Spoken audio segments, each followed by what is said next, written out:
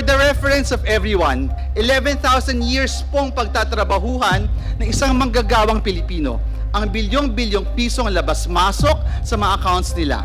At ilan po dito ay tumutugma pa sa mga deposito ng kanilang family friend na si Sammy Uy. Kung sino pa talaga ang may bilyones, sila pa talaga ang pumunta sa piskal para magsabing sila ay victim. Kung sino pa talaga ang pasimuno ng drug war, sila pa talaga ang may bilyong-bilyong drug money. The committee will never bow down to millionaires, drug syndicates, or thieves. Our allegiance only lies with the Constitution and the Filipino people.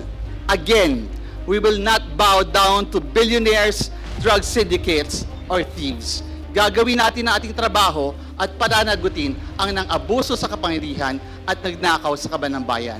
Maraming salamat, Madam Chair.